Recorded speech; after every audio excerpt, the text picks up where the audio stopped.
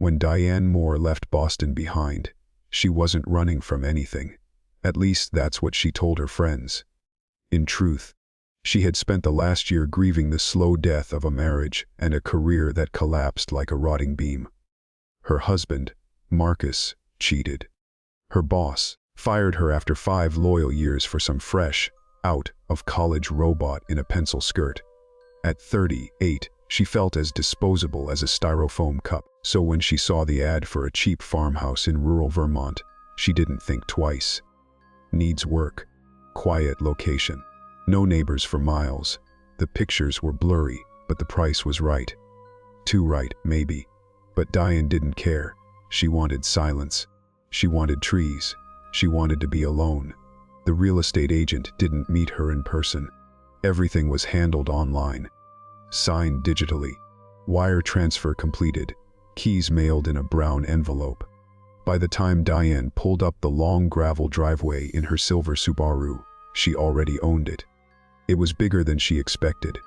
A 2-story Victorian with sagging shutters, chipped white paint, and a leaning barn in the back that looked like it hadn't seen use since the Nixon administration. Grass had grown wild and high, almost waist deep in places. A battered scarecrow stood crooked in the field behind the house, arms drooping, as if tired of waiting for anything to scare. Diane stood at the front door for a long minute, just breathing in the cool air. It was late October, and the leaves had already turned. Red, orange, gold, and some danced across the porch as the wind picked up. There was a feeling in her chest, not quite fear, more like a pressure. Like the air here was heavier than Boston's. She shook it off. City nerves. The house creaked as she stepped inside. The place smelled like dust and time. The floorboards groaned under her boots. There were cobwebs in the corners and a thick layer of grime on the windows, muting the afternoon sun. But the bones were good. Solid. You could tell it was built by hand, long before shortcuts and prefab walls. She found an old journal in the upstairs bedroom that night. It was wedged under a loose floorboard, wrapped in what looked like oilskin and tied with brittle string. The cover was cracked leather, stained and curling at the corners. There was no name on it, just the words, "This place isn't empty." Diane hesitated. Something about those 4 words made her skin crawl. But curiosity won. It always did. She opened it. The writing inside was tight and neat, almost too neat, like someone had rewritten each letter a dozen times to get it just right. The first entry was dated 1917. They told me the land was hollow. Not haunted, hollow. That it doesn't keep what dies here. That it swallows things. People. Memories. I laughed. I don't laugh now. Diane flipped ahead, skimming entries. They grew shorter, more erratic. He came again last night. Stood at the foot of my bed. I thought it was my husband, but then I saw the eyes. Hollow. No color. Just pits. I burned the mirror in the parlor. It kept showing things behind me. The scarecrow moved. That one made her stop. She looked out the window toward the back field. The scarecrow was still there, its outline barely visible in the moonlight. She laughed at herself, nervous, dry. She was scaring herself with some old farmer's ghost stories. But something in her gut didn't laugh. That night, she dreamed of a door. A black door in the field behind the house, sunk into the earth like a hatch. It had no handle, just nails. Dozens of rusted nails hammered into the wood in the shape of a human hand. In the dream, she touched it, and something knocked back. Over the next week, Diane settled in. She got the electricity running, thanks to a friendly local guy named Doug, who looked like he'd been fixing things in town since he was born. He had eyes that didn't blink enough, and a voice that didn't rise above a murmur. "Place like this," he said, screwing in a new outlet near the kitchen sink. "Got a lot of stories." "What kind of stories?" He paused, then gave a tight shrug. "Old ones. Some folks say the land here used to be a burial site. Not native though. Something older. Before people. Before language, Diane raised an eyebrow. Before language, Doug just smiled. But it didn't reach his eyes. She tried to laugh it off again. People in small towns had their fair share of creepy tales. It didn't mean anything. But the noises started that night.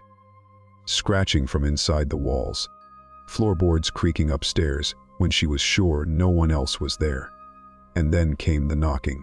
It was faint at first, like someone rapping on the floorboards beneath her bed. 3 knocks, always 3. Every night at exactly 3:17 a.m., she checked under the bed, under the house. Nothing, no animals, no pipes, just dirt and old wood and silence. Then the journal started to change. She'd left it on her nightstand. But now, every morning, there was a new line written in it. The ink was always fresh. It's still hungry.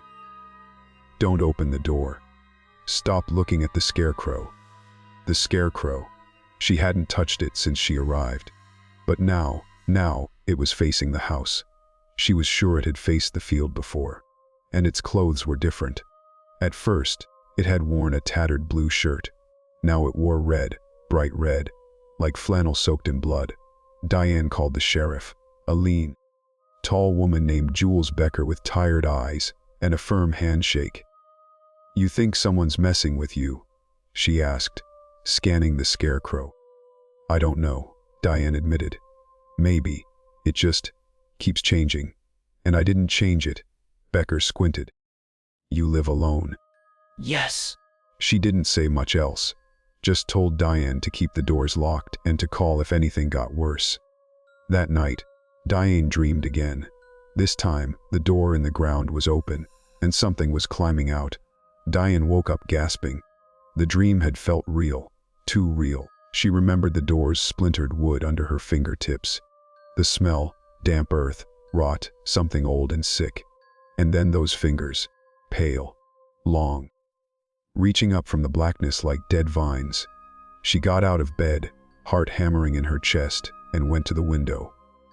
The scarecrow was gone. She blinked, rubbed her eyes, then looked again. The wooden post still stood in the ground, crooked as ever, but the scarecrow itself, the straw, stuffed body, the red flannel shirt, the burlap sack face, was nowhere to be seen. She turned on every light in the house. She checked the front door, still locked. All the windows were closed. Her phone had no signal.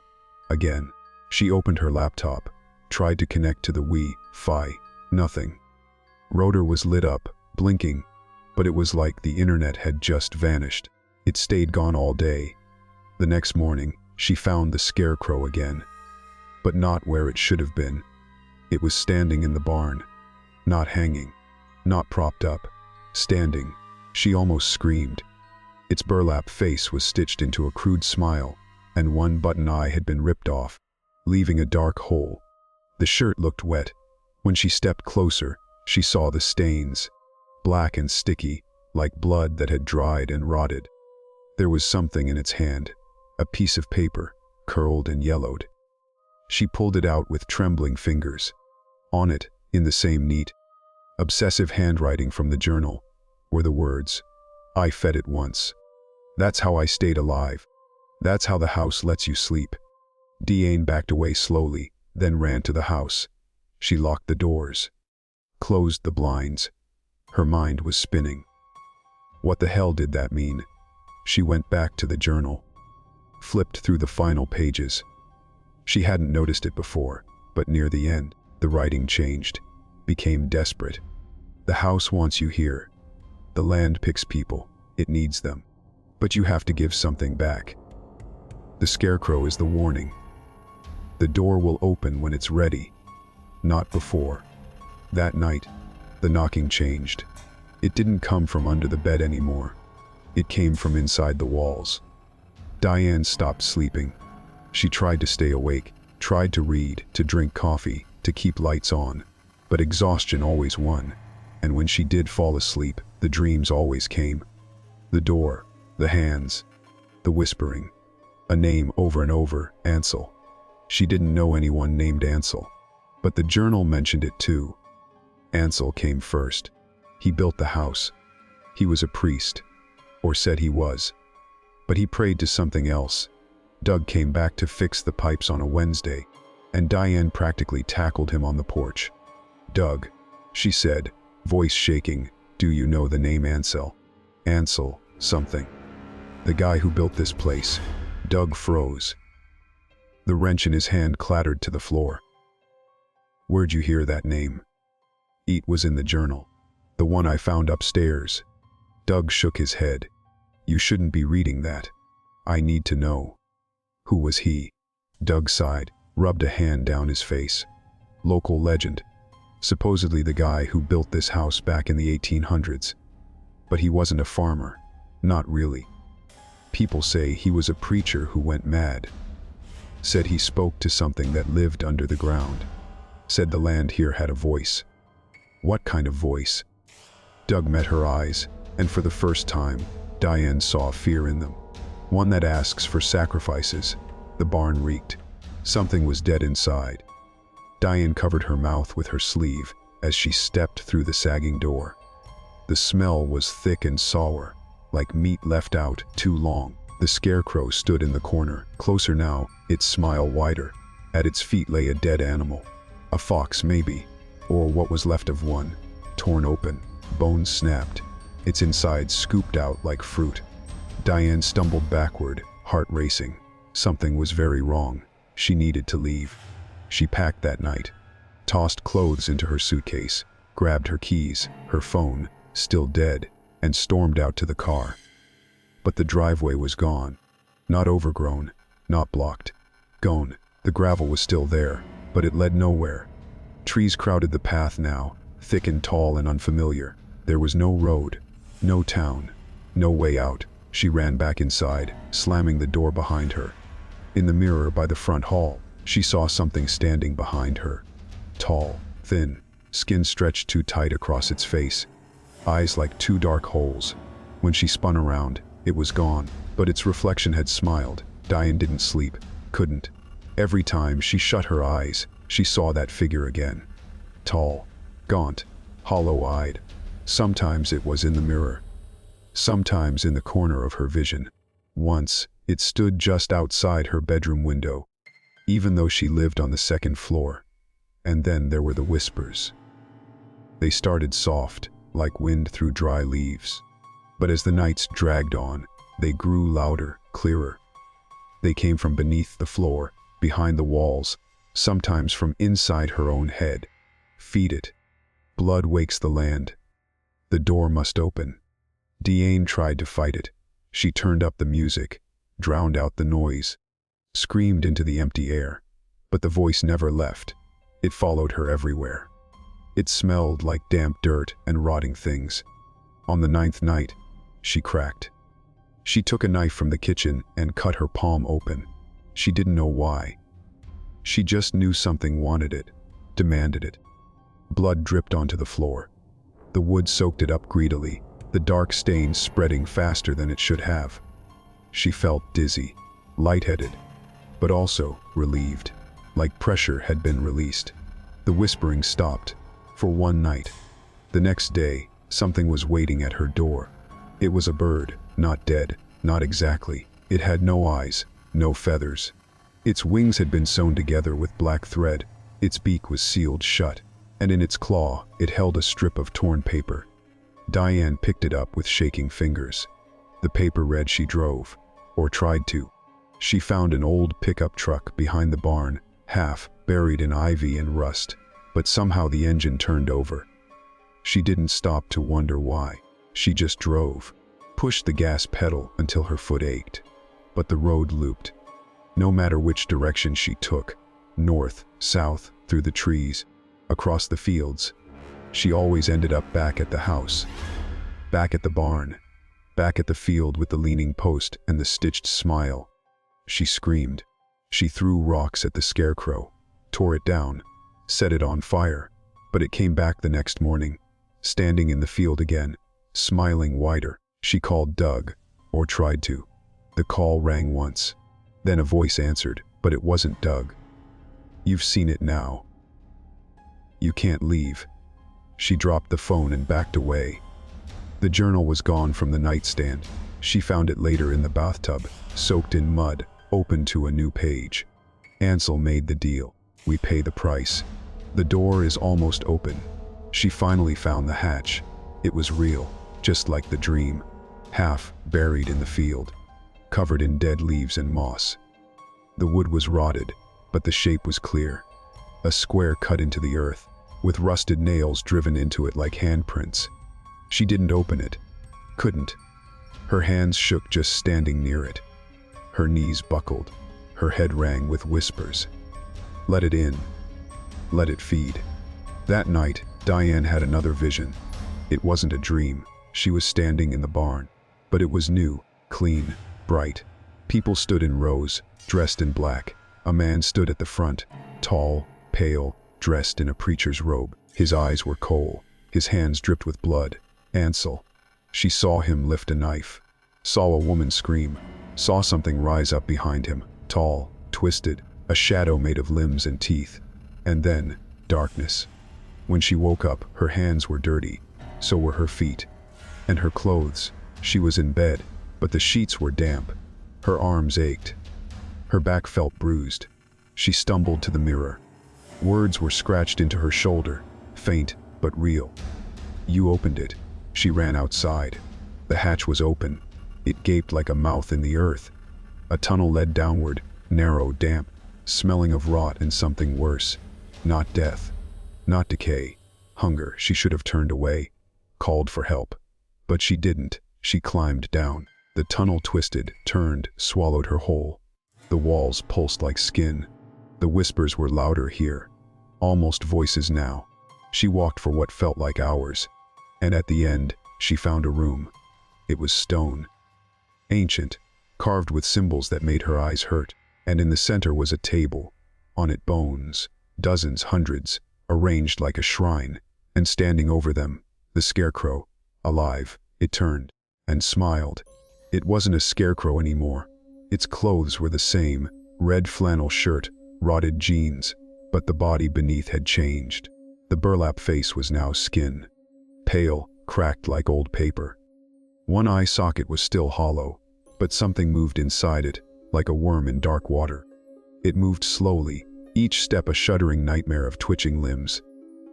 Diane backed away, heart in her throat. The whispers filled the chamber now. Not voices, chanting. She sees, she feeds, she bleeds. The scarecrow raised its hand. In its palm, something glowed. A piece of bone, a shard of tooth. No, an old wedding ring, stained black. She recognized it, her mother's. Diane screamed. Memories flashed. Her mother's body in the river, the closed casket, the questions no one could answer. She'd been 10. Too young to understand. But now, staring at that ring in the scarecrow's hand, Diane knew this place had taken her too. She ran, stumbled back through the tunnel, through the dirt, through the pain. When she burst back into the open air, night had fallen. But the house was alive. The walls breathed, not metaphorically, not in some poetic, creepy way. They breathed. Diane saw it as she approached. The wooden panels rose and fell, pulsing like lungs. The windows blinked. The roof creaked like bones stretching after a long sleep. The house was watching her. She stepped onto the porch. The front door opened by itself. Inside, every picture was gone. Every piece of furniture twisted. The wallpaper blood. On the staircase, written in what looked like charcoal, or ash, or something worse, was a single sentence. You are the next. Diane turned to run. The door slammed shut. A voice boomed through the walls, not like the whispering. This was something louder, older. It spoke through the floorboards, through the light fixtures, through the air. Ansel made a covenant. One must stay. One must feed. She screamed back. I'm not staying. The voice laughed. You already have. The journal returned. She found it on her pillow. Clean now. No rot. No stains. Just waiting. A new entry had been added in handwriting she didn't recognize. She came home, just like the others. The land is hungry, she remembers. And below it, a list of names. Dozens, hundreds, written in tight lines, over and over. Some she recognized, Old family names, local legends, ghosts from town. And at the bottom, newly written, Diane Willow. No, she whispered. No, no, no. She tore the page out, lit it on fire in the sink. But the name burned itself into the mirror, every wall, every reflection. She was claimed. She stopped eating. The food rotted in her hands. Milk turned to blood, bread to ash, water to dirt. Her skin turned pale. Her veins darkened. Her hair grew brittle, like straw. She dug.